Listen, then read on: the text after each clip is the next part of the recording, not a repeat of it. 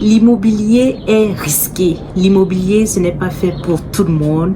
L'immobilier, ce n'est pas un monde de bisounours. Il y a des personnes, je t'assure, qui ont investi dans l'immobilier, qui étaient très motivées, mais aujourd'hui qui regrettent, qui sont vraiment en galère avec leur bien immobilier. Mais pourquoi? Peut-être parce qu'elles ne se sont pas posées les 5 questions que je vais te présenter dans cette vidéo. Donc reste jusqu'à la fin parce que toutes les questions sont équivalentes. Il n'y a pas une question qui est plus importante qu'une autre.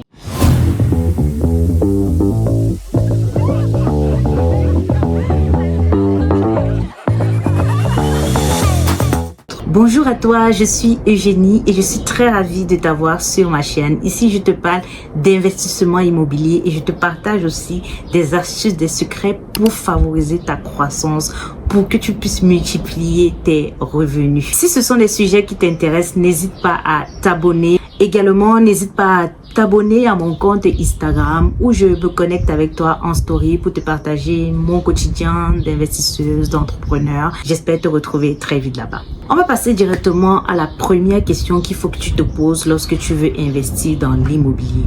La première question qui pour moi est fondamentale, c'est d'abord pourquoi tu investis?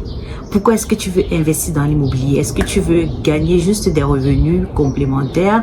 Est-ce que tu veux vraiment construire un vrai projet autour de l'immobilier? Peut-être parce que tu as des projets de transmission pour ta famille, pour tes enfants. Est-ce que tu as envie d'investir parce que tu te dis plus tard, j'aimerais vivre au soleil parce que mes revenus, mes investissements vont pouvoir me payer le loyer que je veux et je peux vieillir, en fait, comme on dit, bien vieillir sans avoir des soucis d'argent. Est-ce que c'est ça ton but?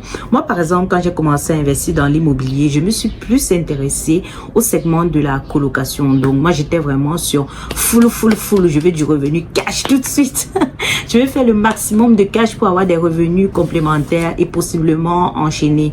J'avoue que j'avais l'idée de transmission, mais ce n'était vraiment pas ça qui est au cœur de ma stratégie. Donc, je m'étais dit, je veux vraiment avoir le maximum de revenus.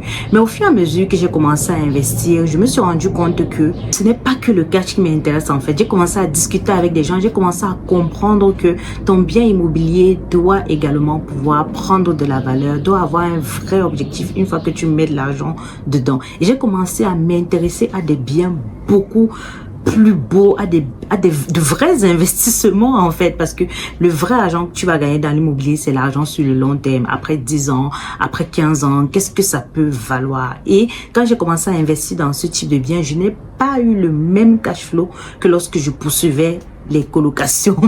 Ça ne va pas avoir la même rentabilité, mais la valeur du bien va être beaucoup plus intéressante. Il faut savoir que lorsque tu veux un maximum de cash, tu ne t'intéresses pas forcément au même type de secteur. Tu vas pas investir dans les mêmes endroits. Par exemple, quand tu es en Île-de-France, si tu veux faire beaucoup de cash flow, tu vas aller chercher les zones populaires, par exemple dans le 93. Les investisseurs qui sont ici ne vont pas me contredire, ou alors dans des zones un peu éloignées où tu peux acheter moins cher, ou alors même dans le 95 aussi, tu peux faire de bonnes affaires. Mais souvent, ça va pas être des quartiers super chics, quoi. Donc, c'est pas quelque chose que tu peux vraiment dire, ça c'est vraiment du bien patrimonial. Et au fur et à mesure, moi, que j'ai commencé à investir, je me suis intéressée à des investissements qui pouvaient vraiment faire un beau patrimoine, de l'investissement patrimonial. Mais il faut vraiment savoir pourquoi est-ce que tu veux investir et affiner ta stratégie au fur et à mesure. La deuxième question que tu dois te poser, c'est est-ce que ta stratégie d'investissement est en cohérence avec ton argent et avec le temps que tu es prêt à allouer à ton investissement. Je vais prendre un exemple. Une personne, par exemple, qui va investir à 2 heures, 3 heures, 4 heures de son domicile.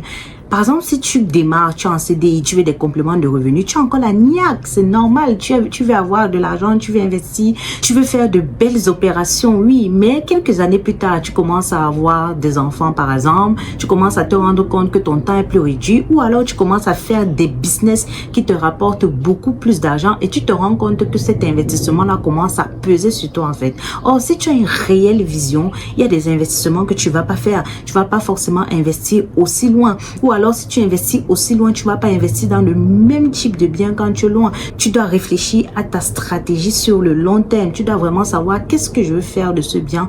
Comment est-ce que je me projette à l'avenir avec ce bien? Comment est-ce que je positionne le régime fiscal pour pouvoir investir dans ce bien? Il faut avoir de bonnes notions. Il faut savoir vraiment est-ce que ta stratégie est personnalisé. Il faut pas investir parce que tu as vu une personne investir par exemple dans une zone et tout sans te rassurer que c'est quelque chose qui te correspond. N'investis pas en copiant une stratégie, absolument pas. Il faut avoir ta stratégie personnalisée et savoir exactement ce que toi tu as envie de faire et qui est en cohérence avec ton profil. Troisième question que tu dois te poser, c'est est-ce que je connais mon profil investisseur?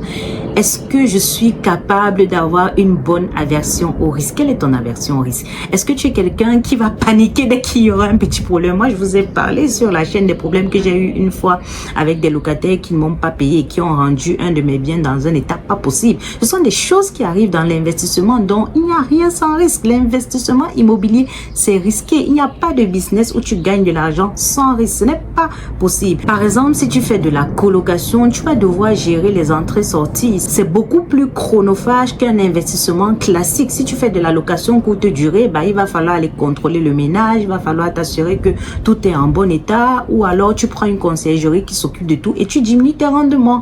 Donc, il faut savoir quel est ton profil investisseur. Il faut savoir quel est le niveau de risque que tu peux supporter. Ne pas te lancer dans un truc qui va te rendre mal à l'aise. Tu vas plus dormir parce que tu as fait un investissement immobilier. Non, c'est pisse. D'accord? Mais tout ça, ça se travaille. C'est pas un problème. On fait avec. Il y a des difficultés. On avance. On ne se limite pas. D'accord?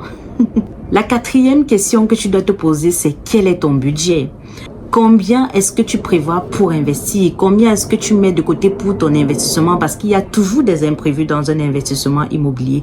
Combien est-ce que tu prévois d'investir? Quel est le budget que tu vises? Est-ce que tu sais rapidement évaluer ta capacité d'emprunt? Comment est-ce que tu fais pour anticiper sur le taux d'endettement à 35% pour ne pas être bloqué? Parce que l'objectif quand on investit, d'accord, quand on veut devenir une vraie investisseuse, c'est de pouvoir enchaîner les biens et de bâtir tout un système. Donc, il ne faut pas que tu t'arrêtes en cours de route. Donc, quels sont les systèmes que tu mets en place pour pouvoir enchaîner au fur et à mesure l'achat des biens immobiliers? Tu dois savoir gérer ton argent. J'en ai déjà parlé plusieurs fois sur la chaîne. Si tu n'as pas encore regardé mes vidéos qui parlent d'argent, de comment épargner, de comment gérer tes investissements, je vais mettre un lien, n'hésite pas à aller regarder. Il faut anticiper, il faut bâtir des systèmes, il faut travailler avec une vision long terme. Et c'est ce qui m'amène à la cinquième question que tu dois te poser, c'est quelle est ta vision long terme? Lorsque tu investis maintenant, est-ce que tu prévois d'acheter des biens plus tard? Quel est le régime fiscal que tu mets en place? Aujourd'hui, tu peux te dire, je démarre, mais après, comment est-ce que je crée ma SCI? Comment est-ce que je prévois de transmettre mes biens à mes enfants? Comment est-ce que tout ça fonctionne? Ce sont des questions que tu dois te poser avant d'investir. Et justement, dans le cadre de la vision long terme, notamment pour ceux qui veulent souvent acheter leur résidence principale, il y a la question aussi de la revente.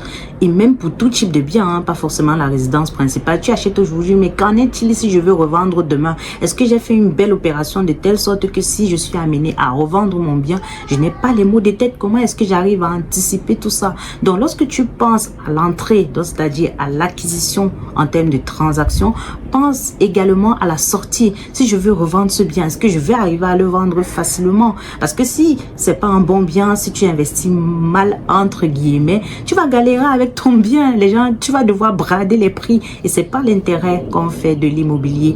L'intérêt, c'est que ça prenne de la valeur et que tu puisses justement bâtir un système enchaîné. Ce que je veux que tu retiennes de cette vidéo, c'est que tu dois te poser les bonnes questions quand tu investis. Il faut vraiment que tu décryptes tout. Et si les questions que je t'ai présentées dans cette vidéo t'ont parlé, on t'invite à mon événement 100% en ligne du 22 au 24 juin et on va décortiquer toutes ces questions en détail. Je te mettrai le lien en description et j'ai vraiment hâte de te retrouver pour qu'on parle de tout ça.